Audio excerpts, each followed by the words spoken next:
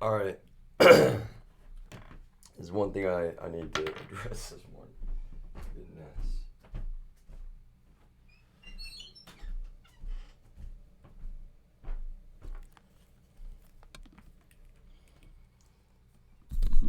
Look, y'all, I would be editing some, I'd be clipping more, but no, right now I just gotta hit go, go, go, go, go, go, go. I'm not kidding. Like these people, they're gonna get angrier and angrier and angrier, and that's why I also need somebody out there to fucking address this shit because these people are so fucking psychopathic. Unfortunately, includes members of my own actual family to some extent, and they're completely willing to commit real acts of violence. Real acts of violence, which is not just not okay. In fact, it's so fucking sick how my own family members, some of them, not all of them, but some of them will openly just, they think this shit is some church group, and they don't realize how fucking dangerous these people are. They really don't fucking have any idea whatsoever. That's what's so terrible. That's how fucking, deceiving these people are. It's so despicable.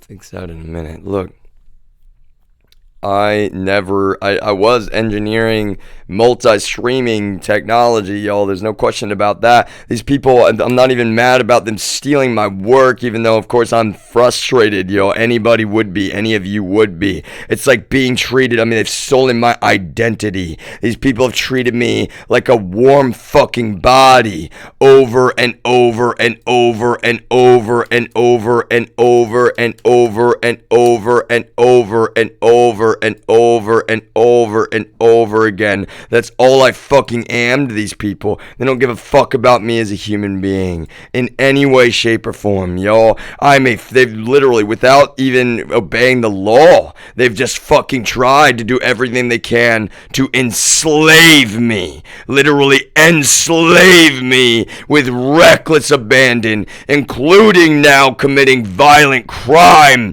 trying to actually frame me, which is despicable.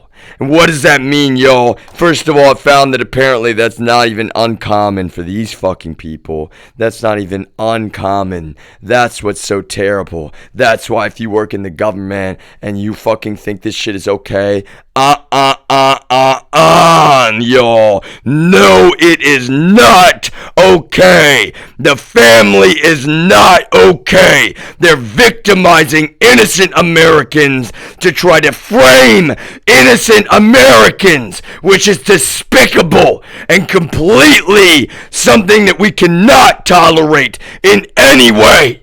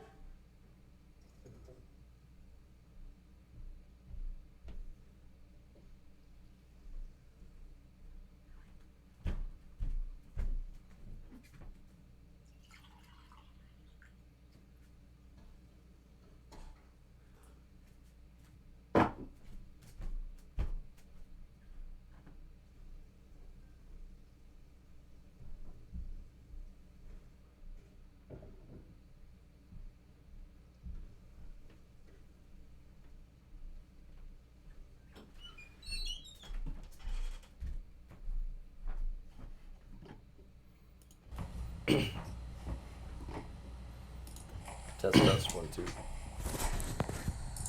Test 1 2. Test 1 2.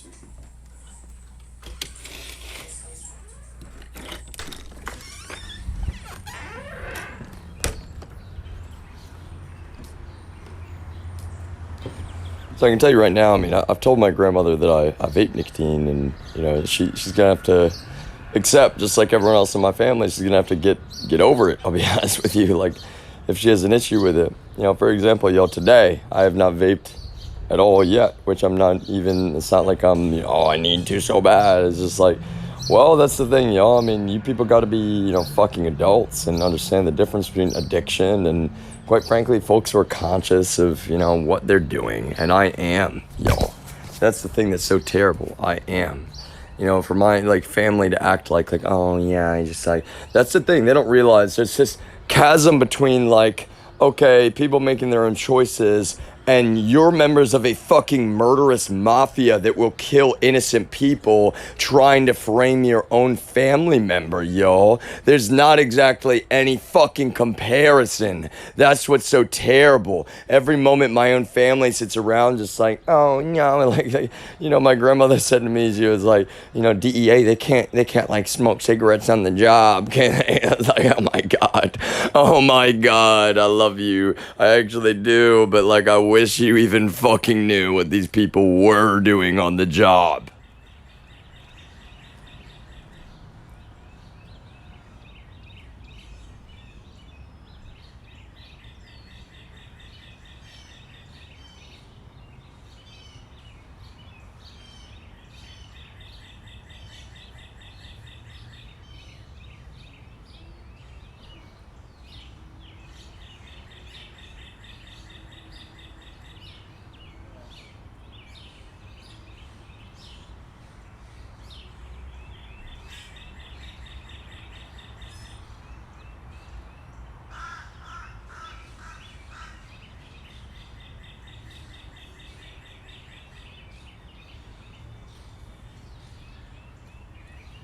There are so many people strung up in this organization and strung out on their power. And my hair, I'll be honest, yeah, I'm just even, you know, not that I didn't see it in the mirror now, but I'm just emphasizing. I'm very conscious that my hair looks fucking ridiculous right now, especially after I've got, you know, bed head, right? Like, yeah, bed head. Let me emphasize, y'all, that's all that I have. You people have fucking meth heads in the DEA. You people have fucking straight up, that's what I'm saying. These people are addicted to their power and their greed, and they just don't know how to put it down, y'all. They're the real addicts, and they just don't know how to put it down. They need help.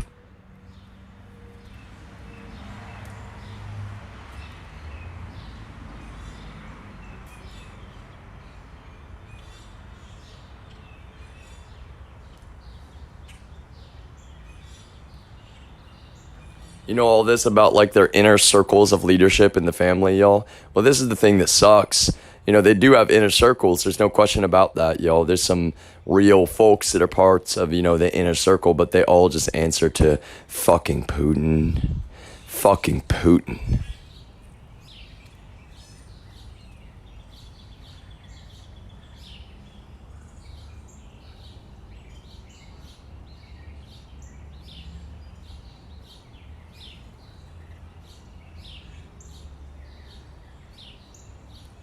And so what is the degree of involvement from the CCP, yo? Well, this is how I think it works, and this is what I'm still investigating, right? How dare I openly explain the parts of my investigation? See, that's a nuance that I'll address, yo. What I've found and what I really believe is the truth, yo. And this is the thing. I've got a lot of evidence backing this up. I mean, China is, well, secretly in the dark, they're very much allies with Russia, which should not be surprising, yo. They look over at America and they're like, oh no, well, we got to play this smart, you know. We're kind of financially, right? China and America are very much, you know, there's a lot of strings right there, right? It has a lot to do with supply chain, but it also has a lot to do with Taiwan, yo.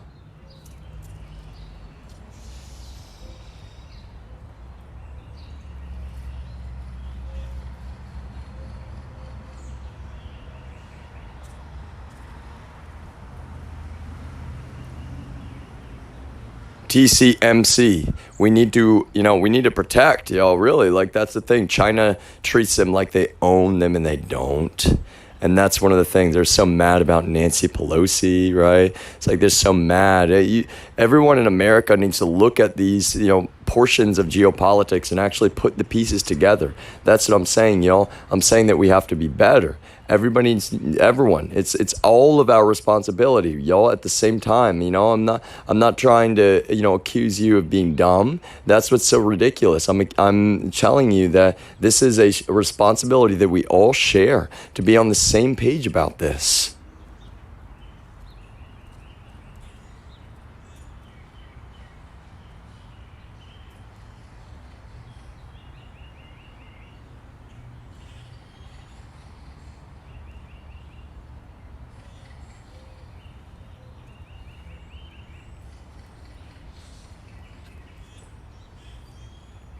I mean, it's actually psychopathic if you think about it, how the Chinese are just like, no, you're your own country, and internationally you're recognized as your own country, but you are ours. Ours. And why? I mean, there's a lot of reasons, honestly, but that's the whole thing. Like, look how fucking, paper thin it all is when you just kind of lay it all out. And there's, I've always, from the beginning of this, y'all. I want to let the real professionals do their jobs. I've said that over and over and over again. And that's the thing, y'all. Is like these people have persecuted the fuck out of me. They've tried to starve me. They've not just defamed me. Oh, Jesus Christ, they have not just defamed the living fuck out of me with so many of you out there who cling. I'll be honest, y'all, you just cling. You cling to perjury, straight up conscious perjury that's been committed. You cling to an idea that, oh no, there hasn't been a corrupt district attorney that's a member of the same organization, the family. Greg Abbott is a member of the family. Ken Paxton is a member of the family. Ted Cruz is a member of the family. John Cornyn is a member of the family. Why do you think I'm tweeting at all of them, y'all? I'm not trying to be a dick. That's the main thing. They've been more than fucking dicks to me. They're murderous fucking psychopaths.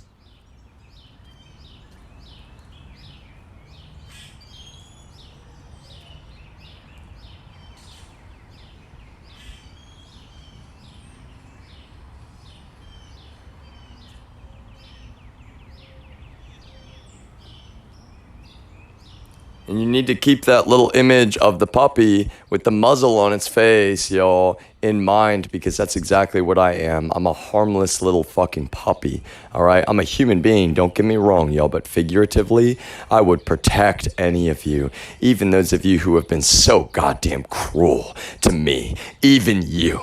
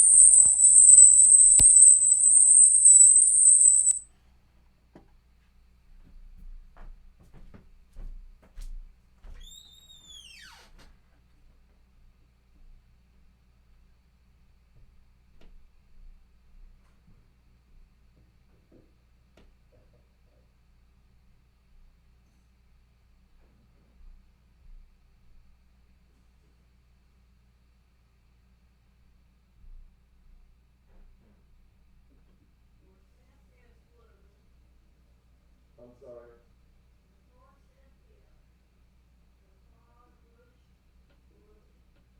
Oh, gotcha. Yeah, that tree out there, did you see that? You see that tree is blooming as well? Yeah, it is.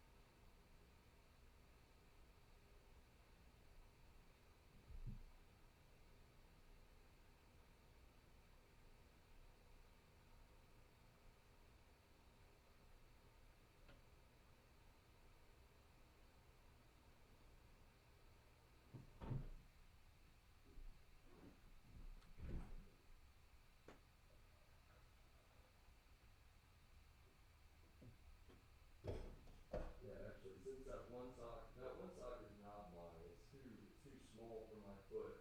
So I'll leave it out here in case somebody wants to come get this sock.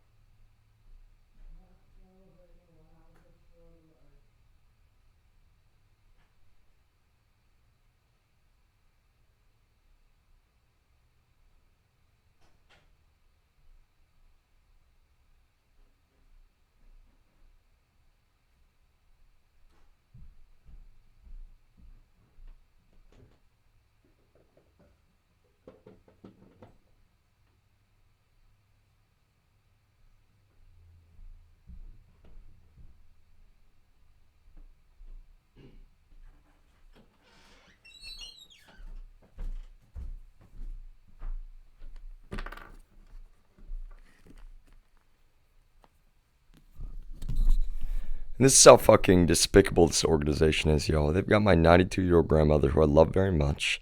She has much more severe dementia than she's willing to admit.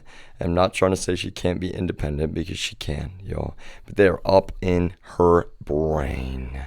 And they know exactly what the fuck they're doing. They know exactly what the fuck they're doing, y'all. They're so psychopathic about their shit. And honestly, that's the thing. It's like, she's just vulnerable as fuck, y'all. She'll listen to them. You know, I'm sitting here explaining to her that, well, grandmother, I am innocent and it's irrefutable. And in the past already, what is it? Not in the long past at all, y'all. What is she saying? Oh, I don't know who to believe. Like, yes, you fucking do. Oh, yes, you do, grandmother. Yes, you know who to believe. Oh my God. It's so despicable, y'all. The number of folks in law enforcement that openly serve this organization like slaves. That's how they're the number one sex traffickers in the United States. And quite frankly, people just sit around like, oh, they don't know. Oh, they don't know. Well, you all know now. And you can't claim that you don't know, y'all. You can't claim that you don't know. So if you're in law enforcement, you're trying to justify this fucking trash behavior.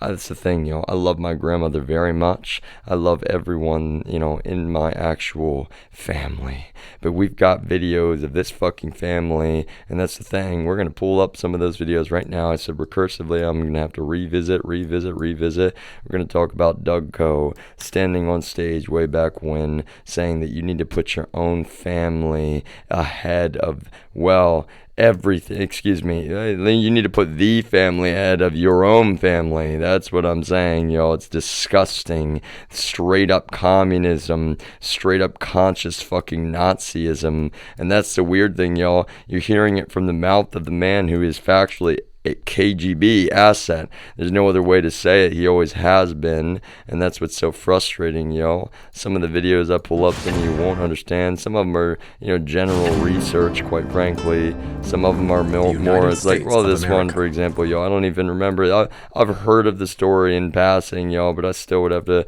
read about it more, right? I'm mainly saying, yo, I'm not in any way anti-government. I obey the law, and that's what frustrates me so much, is the narrative around this shit has been been so paper thin from the beginning. And why? They have to lie about me because they know I'm an innocent little puppy, and they refuse, y'all. They completely refuse to just allow me to live my goddamn life because they know I'm a good person. Because, well, they'll sit around and they'll bitch about nicotine, something that I have every choice and every right if I so choose. As I've even said myself, if it were not for me being fucking starved out, literally, y'all, fucking tortured now for 3 years straight, I wouldn't be vaping any nicotine at all, y'all, and I really wouldn't be vaping anything. The honest to God truth is, these fucking people, and I'm not vaping anything else to emphasize, y'all, that's what they will continually dumb fuck lie and say. And law enforcement, why would you want to be fucking slaves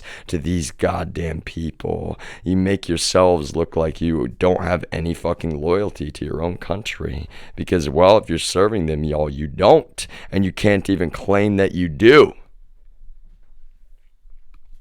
For my 92-year-old grandmother, y'all, to be obsessive about, like, oh my God, is he outside again? And, like, I'm actually half the time, y'all, that's the thing, they're fucking filming me naked, back in this residence again, which is why I'm fucking, well, I'm not naked, y'all, but I'm filming myself to raise awareness to these fucking evil goddamn people, y'all. That's exactly why.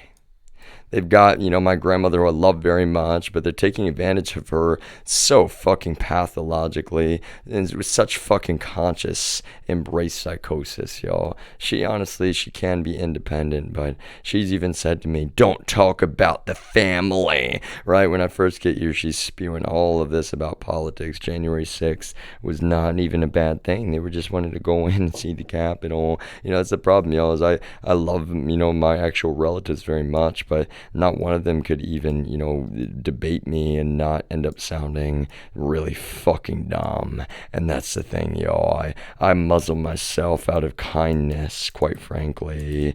And I'm just like so damn polite, I hear you, you are allowed to have your own opinions. I'll always acknowledge that, And then it's like they ask for my opinion and I'm still muzzled and I'm like just a little whisper of the truth. And they're like, oh no. And it's like, that's the thing, is so like straight up terrible, y'all, is that they just can't even handle hearing the real truth in any way, right? And the truth that I'm whispering is never like, oh, you're in the mafia, right? It's like, no, it's like, January 6th was actually really, really bad. Oh my God, what do you know? It's like, oh, okay, Donald Trump, I'm just saying, some people have accused him of being, like an actual cokehead, and it's like, oh no, you're just judging him. It's like, I'm not even saying I'm accusing him. This is so weird. Like other people, I'm not even just spreading quote misinformation. Like that's exactly what has been said about him. You think about his history and how the circles that he's been in, the length of time, the pictures of him with a drawer open in his office, and what does he have? A bunch of specific type of nasal decongestants, y'all, that he's taking. Why? Because they're stimulants, y'all.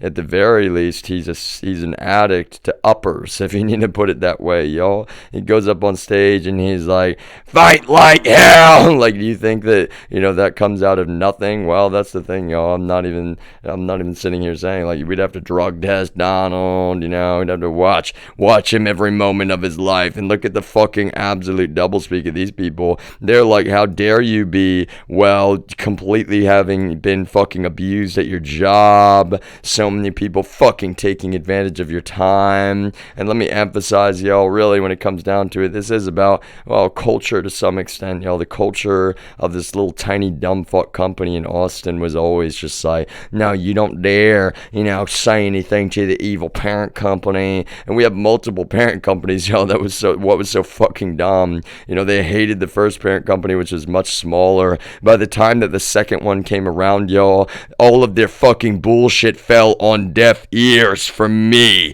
and that's what I need all of you to understand.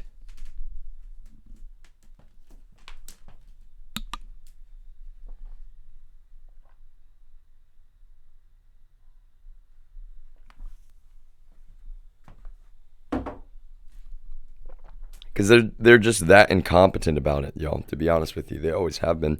They weren't ever reasonable about the first parent company, and then the second one is like, wait, this is not even close to the same company as the first company, yo. Like, what the fuck are you actually thinking? You're like, you're gonna finesse them like you tried to do with the other one? Like, oh my god, you fucking people.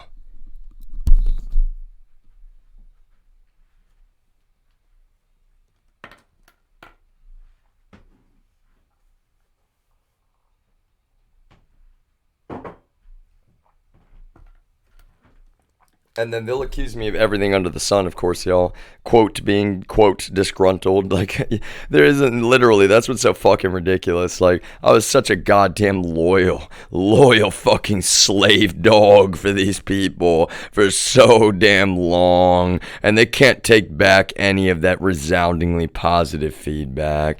You know, some of these managers that were in that company in Austin, they wanted me to be on their team. Yeah, like, that's how fucking sneaky and psychotic they are. Y'all. At that point, they didn't want me to be on their team at all. They wanted to abuse their position of power over me. It's exactly what they wanted to do. And that's what's so terrible, yo. They're more than willing to destroy your fucking family, your actual family, right? I wouldn't have guessed, that the managers and that were, members of this organization. But in a way, y'all, they just had common interests line up all at the same time. And that was part of the problem. It's like all of the fucking evil forces of the right combined powers. And even people that, like one of the managers, like more on the left, to be honest with you, but he's still like, combined powers because I fucking hate you. Yeah, make sure you only go to Brian if you have any concerns. Yeah, it's like, oh, okay, wait, what if I have any concerns that are, kind of important to, go above both of you? And it's like, like what? It's like, oh, I don't know, it's like, it had nothing to do with like some white collar crimes you've committed, or like, of course I'm not saying that, y'all. That's the whole point. They're like, yeah, what concerns would you have that need to go over Brian's head? Well, I just kind of like what's the course of action? You're saying that if I ever have any concerns at all, then I need to go to the man who like investigation has found is receiving automated transcripts of every one of my private confidential conversations. They're literally trying to muzzle me actively, with help from the DEA and I guess like TFPS to some extent, fucking Austin Police Department, like, fucking Hayes County Sheriffs. It's like, wow, look how they're all just fucking strung together in the exact same criminal, it's straight up consciously criminal public corruption, all strung up together. One big old massive fucking case in real life, y'all. Real life.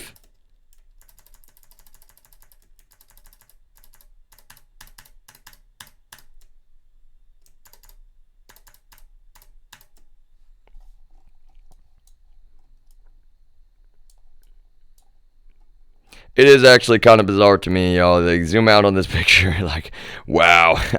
I use movies and it's not funny, and I'm not even like really. I use movies as a communication method alone. Film, and really like, wow. There's a strange, uncanny resemblance there if I ever did see one.